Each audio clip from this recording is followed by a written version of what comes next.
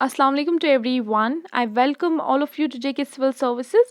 Today we are going to continue our lecture series on transport and communications.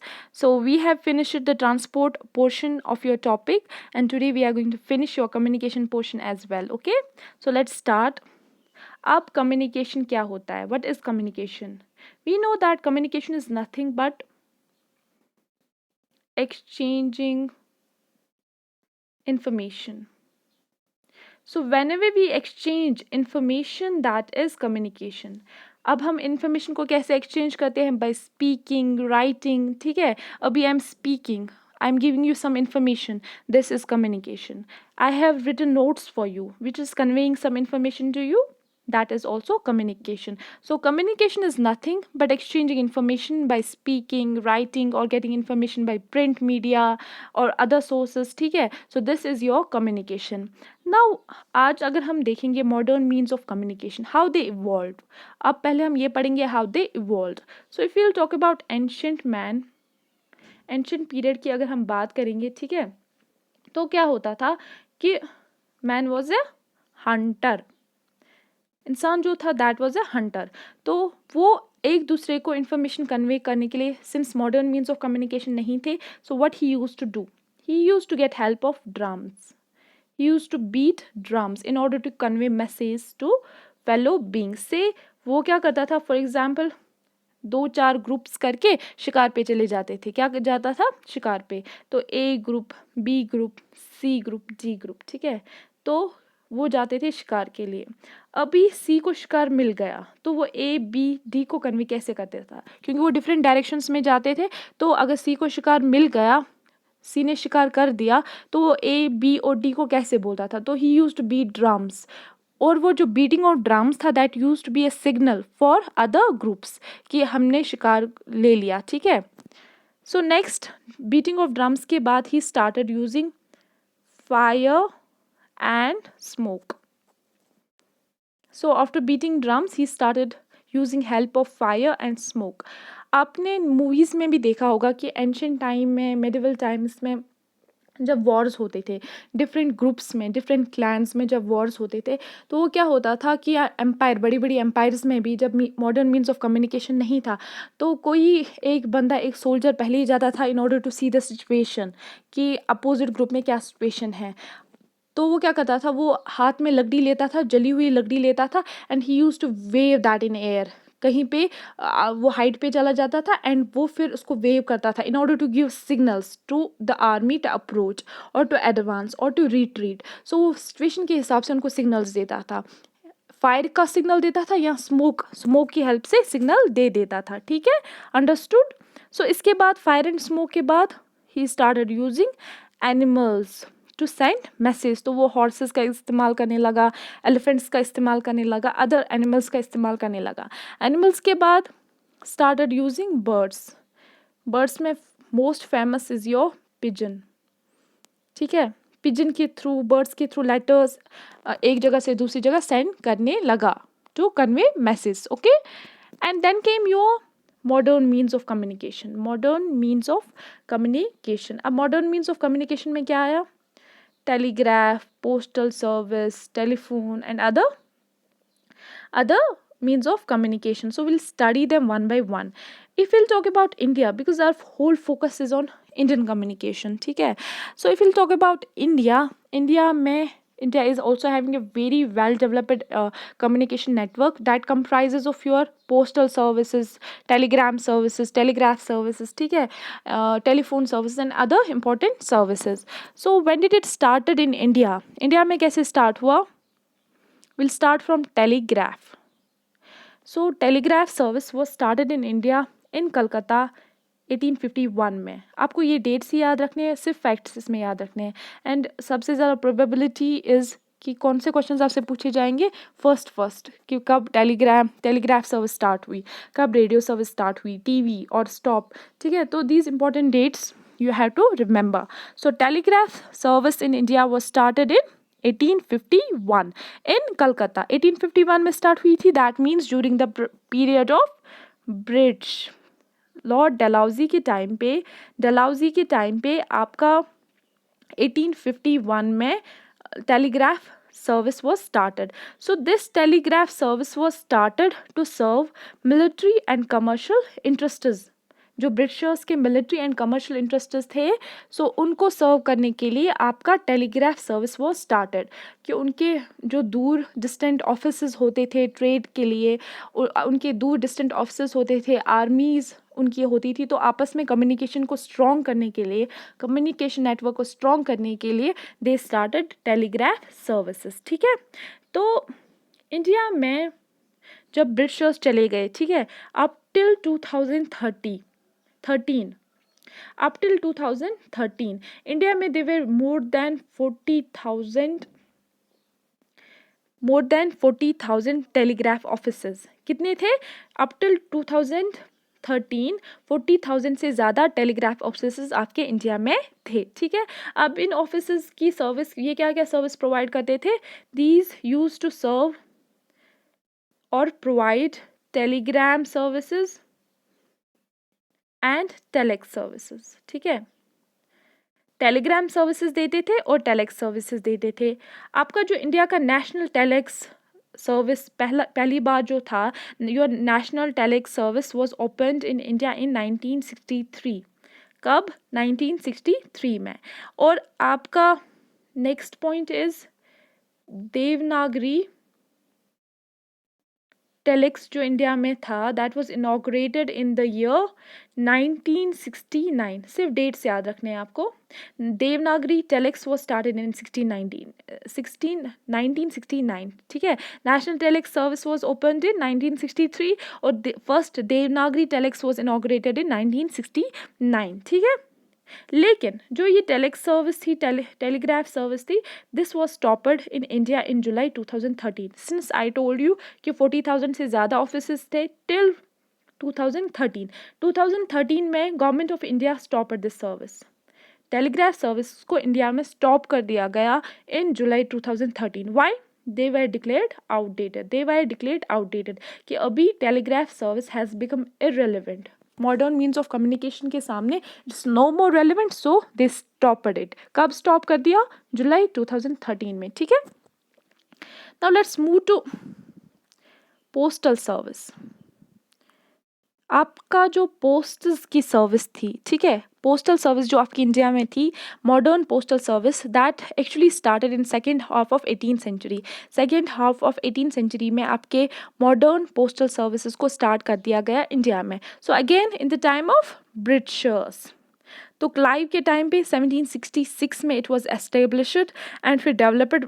कब हुआ इसकी ज़्यादा development? Warren Hastings के time पे हुई, फॉलोड बाय आपका स्टार्ट हो गया कलकत्ता का जनरल पोस्ट ऑफिस खोला गया 1774 में. कलकत्ता का general post office was started इन 1774. लेकिन इस सब के अलावा सबसे इम्पॉर्टेंट जो डेवलपमेंट हुई पोस्टल सर्विसेज में, that was during the time of Dalhousie. वो कब हुई? डलहौजी के टाइम में. Because he introduced certain reforms. उसने काफ़ी रिफॉर्म्स को इंट्रोड्यूस कर दिया. अब किन रिफॉर्म्स को इंट्रोड्यूस किया? ही प्रिस्क्राइब्ड ए यूनिफॉर्म फी. डलहौजी से पहले क्या था कि आपका जो पोस्टल डिपार्टमेंट था इंडिया में, दैट वाज वेरी करप्ट. तो वो क्या करते थे? पोस्टल सर्विसेज के लिए डिफरेंट फ़ी चार्ज करते थे. किसी के लिए बहुत हाई करते थे, किसी के लिए मीडियम करते थे. So it actually depended on जो पोस्ट मास्टर था, उस पर डिपेंडेंट था. लेकिन जब डलहौजी आया तो उसने इसको ख़त्म कर दिया, इस करप्शन को ख़त्म कर दिया. उसने क्या किया कि थ्रू आउट इंडिया एक यूनिफॉर्म फ़ी रख दिया पोस्टल सर्विसेज के लिए, कि अगर आपकी मैसेज, आपकी लेटर एक जगह से दूसरी जगह पहुंचानी, they will be this uniform fee for everybody irrespective of anything. ठीक है, आप किसी भी क्लास से बिलोंग करते हो, आपको एक यूनिफॉर्म फ़ी पे करना है. So this was started by Dalhousie 1854 में. ठीक है, 1854 में Dalhousie had started this service. अब इंडिया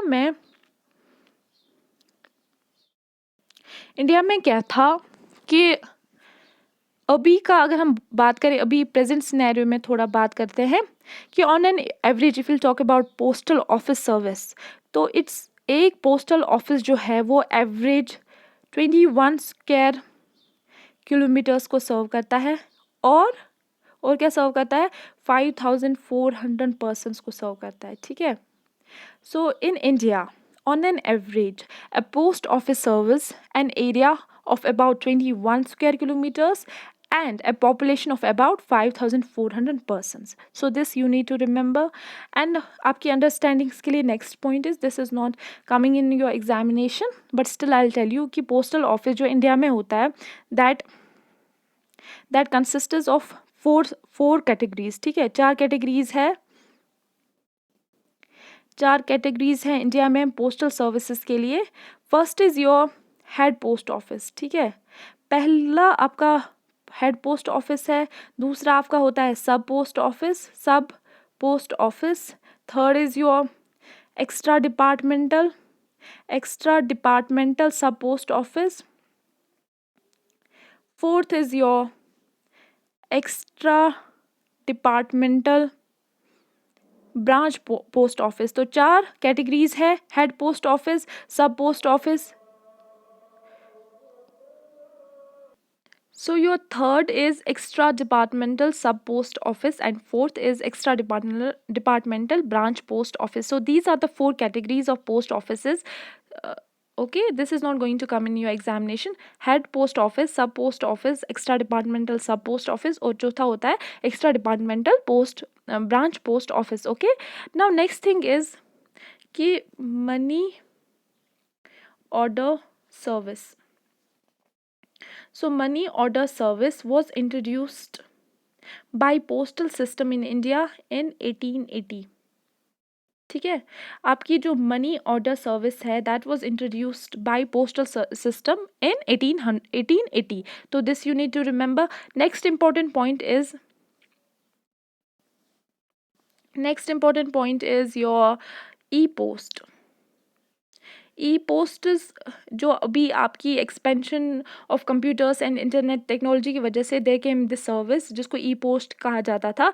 तो इस सर्विस के हिसाब से जो कस्टमर्स है जिनके पास कोई पर्सनल कंप्यूटर नहीं है या there is no access to internet, उनके लिए this service was started. E post service को स्टार्ट किया गया. इस सर्विस के थ्रू क्या होता था कि लोग ईमेल्स को ये रिसीव कर सकते थे, मैसेज को रिसीव कर सकते थे थ्रू पोस्टल नेटवर्क. ठीक है, सो ईमेल्स एंड अदर मैसेज को रिसीव कर सकते थे पोस्टल नेटवर्क में.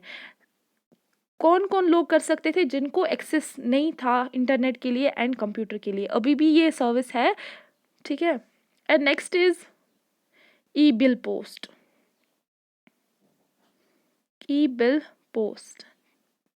सो इसको भी डिपार्टमेंट ऑफ पोस्ट ने इंट्रोड्यूस किया. ये क्या है? This is web based service. ठीक है, this is a web based service. And ये क्यों स्टार्ट की गई कि आपके जो important government and private bills होते हैं आप उसको पे कर सकते हो थ्रू योर पोस्टल सर्विसेज. ठीक है, टेलीफोन का bill, mobile telephone post paid वगैरह, मोबाइल का बिल, आपके इलेक्ट्रिसिटी वाटर सप्लाई बिल, ठीक है, उसको आप पोस्टल नेटवर्क के थ्रू पे कर सकते हो. ठीक है, इसके बाद आए आपके कुछ premium products. Some premium products were launched by Postal Service of India. ठीक है, तो ये क्या प्रीमियम प्रोडक्ट्स थे? This was started in order to cater to the needs of some specific group of people. कुछ लोगों के लिए, this was not for all, only for those who could afford it and जिनके लिए important था. that was your speed post. Speed post की service start कर दी गई इन 1986. कब स्टार्ट किया गया? 1986 में इसको स्टार्ट कर दिया गया. So this service handled delivery of letters and parcels. तो इसमें आपको एक गिवन टाइम फ्रेम दिया गया कि जिसके अंदर आपका पोस्टेज जो है वो हो जाएगा. नहीं हो जाएगा आपकी पेमेंट वापस आ जाएगी. ठीक है, so this speed post was used. इसी तरह से ऐसी दूसरी एक सर्विस थी that was express parcel post. ठीक है, तो उसके थ्रू भी जल्दी आपके पार्सल्स को डिलीवर किया जाता था. बिजनेस पोस्ट, मीडिया पोस्ट, इसी तरह के बहुत सारे प्रीमियम प्रोडक्ट्स थे जिनको लॉन्च किया गया आपके पोस्टल सर्विस ने. इसमें आपके लिए यही इंपॉर्टेंट है, आप स्पीड पोस्ट याद रखेंगे. It was introduced in the year 1986. Okay, done. अब will move to next. Okay, so this is now the means and modes of communication. आपका जो means of communication they may be personal और mass. अब personal क्या है कि मैं information किसी को दे रही हूँ, and my receiver is only one person. एक इंसान मेरी बात सुन रहा है, मेरी इन्फॉर्मेशन को ले रहा है, ठीक है. Then it becomes personal. जब रिसीवर एक हो, सेंडर एक हो, देन इट्स पर्सनल, ठीक है.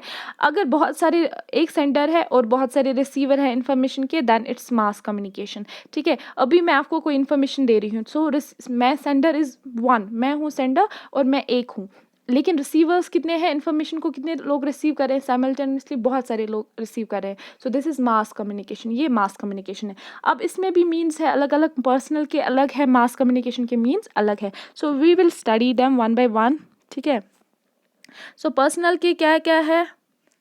पर्सनल कम्युनिकेशन लेटर्स के थ्रू हम करते हैं, टेलीफोन, टेलीग्राम, फैक्स, ईमेल, और सबसे एडवांस जो अभी है इंटरनेट. तो आप बोल सकते हो कि इंटरनेट के थ्रू तो बहुत सारे रिसीवर्स हो सकते हैं. सो इंटरनेट दोनों को कैटर करता है, आपके पर्सनल कम्युनिकेशंस को भी फैसिलिटेट करता है और आपके मास कम्युनिकेशन को भी फैसिलिटेट करता है, ठीक है.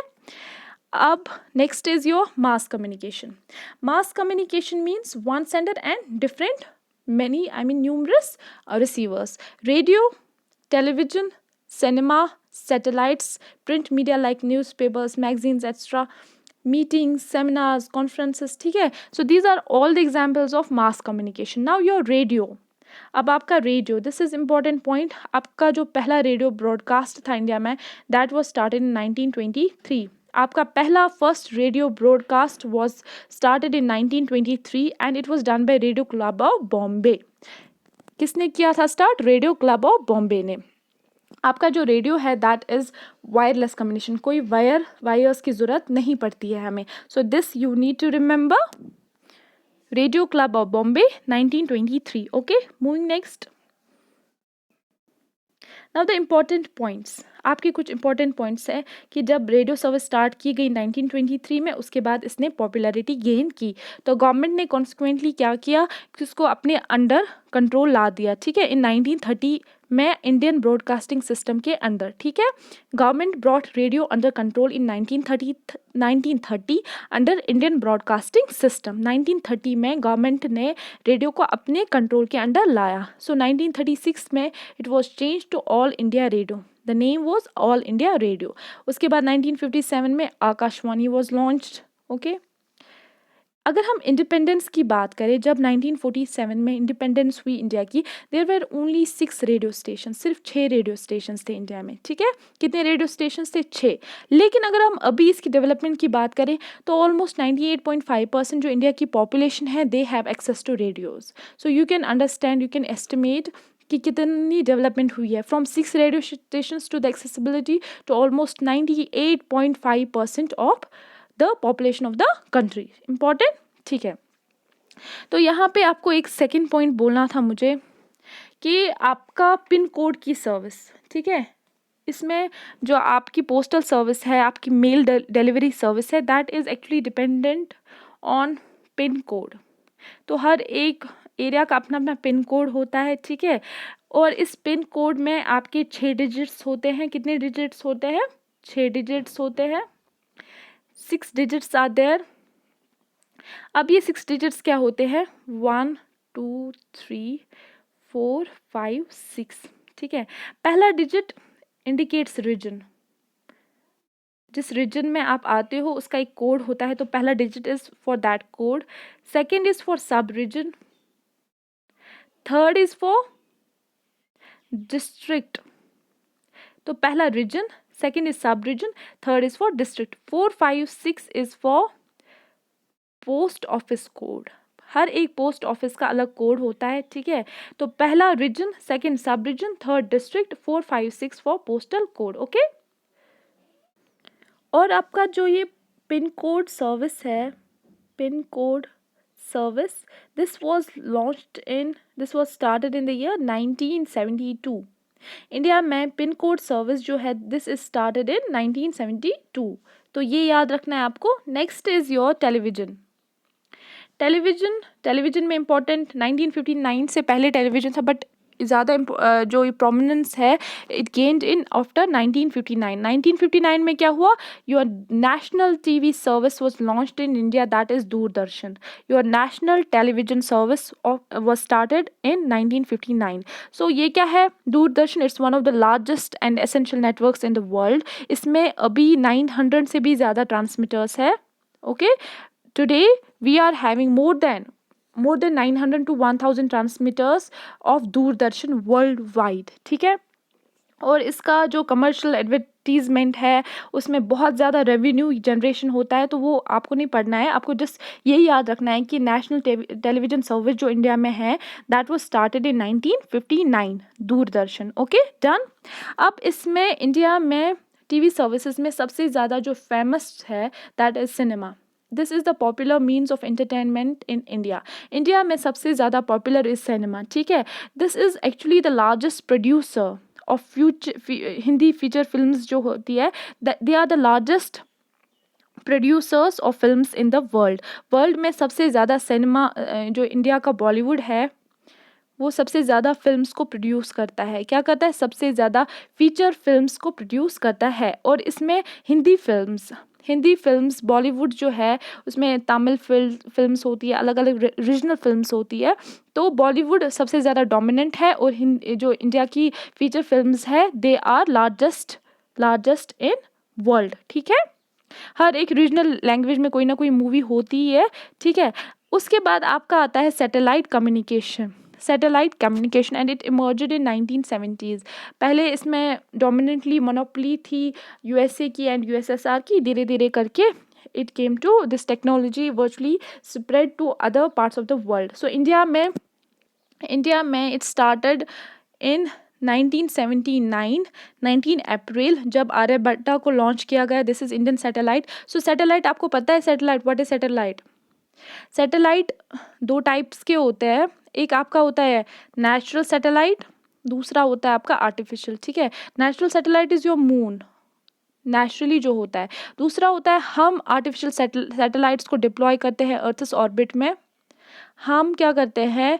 आर्टिफिशियल सैटेलाइट्स को अर्थस ऑर्बिट में डिप्लॉय करते हैं in order to enhance communication और हमारी जो कनेक्टिविटी है उसको इम्प्रूव करने के लिए. ठीक है, इससे क्या होता है? आपके सैटेलाइट से क्या होता है कि आपका जो कम्युनिकेशन का पर यूनिट कॉस्ट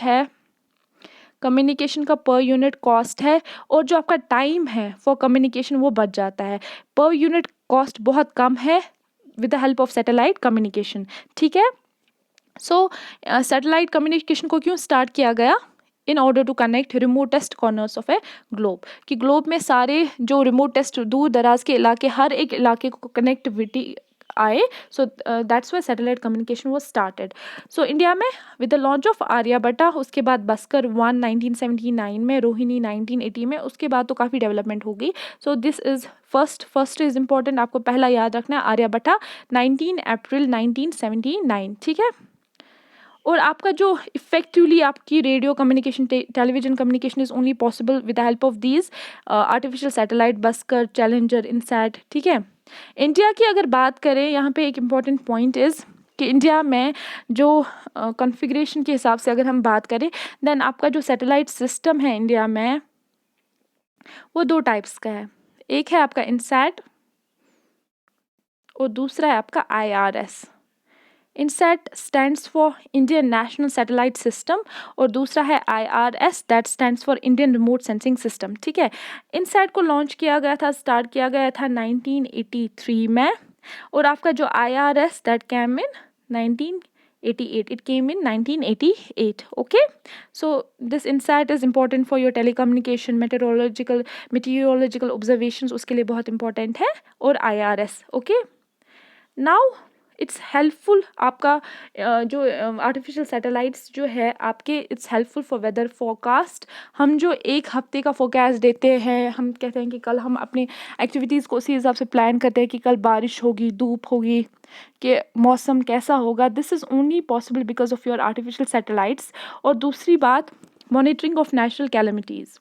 आपने काफ़ी सुना होगा, हर साल न्यूज़ में होता है कि आपका जो ईस्ट कोस्ट ऑफ इंडिया है वहाँ पे ऑफन साइक्लोन्स हिट करते हैं. ठीक है, लेकिन आज जो पहले अगर हम देखें 10-20 साल पहले जितनी हाई स्केल पे नुकसान होता था अभी उतना नहीं होता है, बिकॉज़ पहले से फोरकास्टिंग की हेल्प से हम क्या करते हैं, विलेजेस को डिस्प्लेस करते हैं, लोगों को डिस्प्लेस करते हैं सेफर प्लेसेस में, ताकि जो नुकसान है वो कम से कम हो। That is only possible because of your satellite communication, ठीक है। एंड थर्ड इज़ कि बॉर्डर एरियाज़ में सर्विलेंस के लिए it's also helpful. Border areas की सर्विलेंस के लिए भी it's helpful. So whether forecast, monitoring of natural calamities, surveillance in border areas, ठीक है। Now next is cyber space internet. Okay, cyber space internet.